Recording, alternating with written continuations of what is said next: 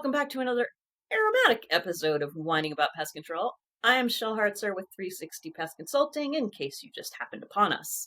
Today we're uncorking a topic that, much like a good wine gone bad, really stinks. Blowflies, also known as bottle flies or carrion flies.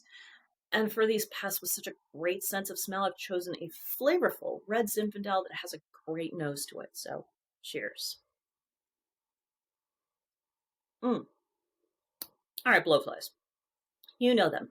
These are those iridescent metallic blue or green beauties, sometimes black or brown depending on species, but they're buzzing around your garbage can or a dead animal like it's the hottest new club in town. They are a bit larger than your common housefly, and they've got this super powered sense of smell. They can sniff out decomposition from a mile away. It's like being able to tell a cheap wine from a fine vintage by just driving by a liquor store. In their case, it's something far less appealing than my wine.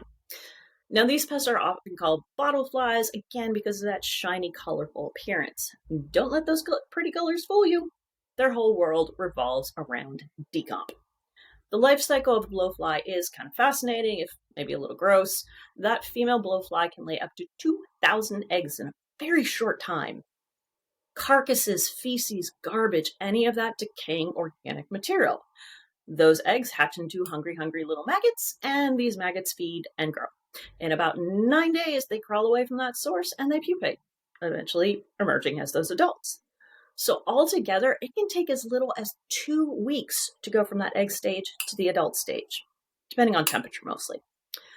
Let's whine about that control aspect. When you see a lot of blowflies indoors, it's usually a big red flag because it almost always points to a dead animal inside or very close to the structure. A mouse in the wall, a bird in the chimney, a raccoon in the crawl space, something that unfortunately met its demise very close nearby. The flies detect that odor, find the source, lay their eggs, and suddenly you have dozens, hundreds, thousands of new adult flies emerging and buzzing around inside. Again, it's like sniffing out that bottle of wine. They can fly straight to it. The key to battling blowflies is all about sanitation and source removal. I know, we're back to IPM and sanitation, just like always.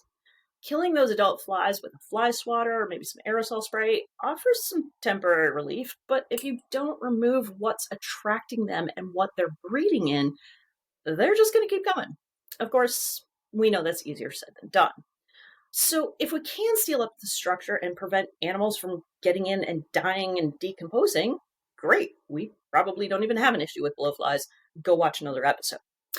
When we can search around and find the source when it's happening and eliminate the source, there's nothing more for the flies to feed on, and our problem is solved. But by the time the flies are being seen indoors, it's kind of too late for that. It's already a problem.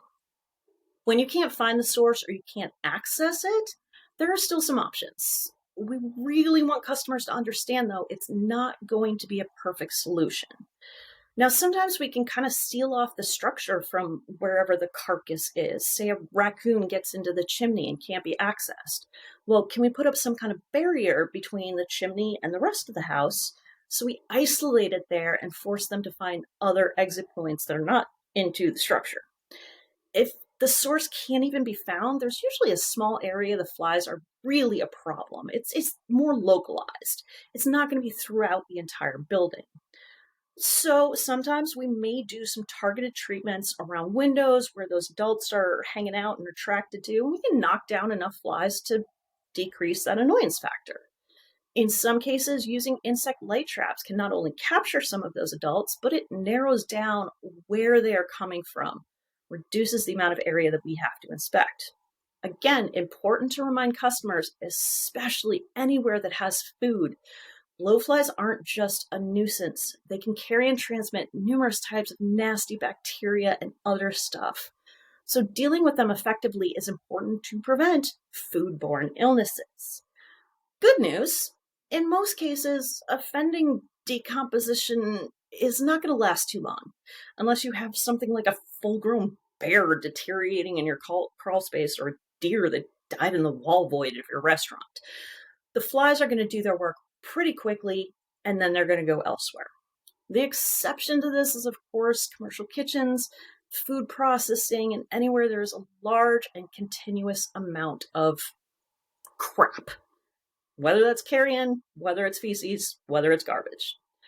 If you've got one of these situations or you need help with other pests, fly on over and let me help. Hit all those buttons down there so you don't miss out on any future whinings. And until we post our next one, grab a glass and cheers to our aromatic little blowflies.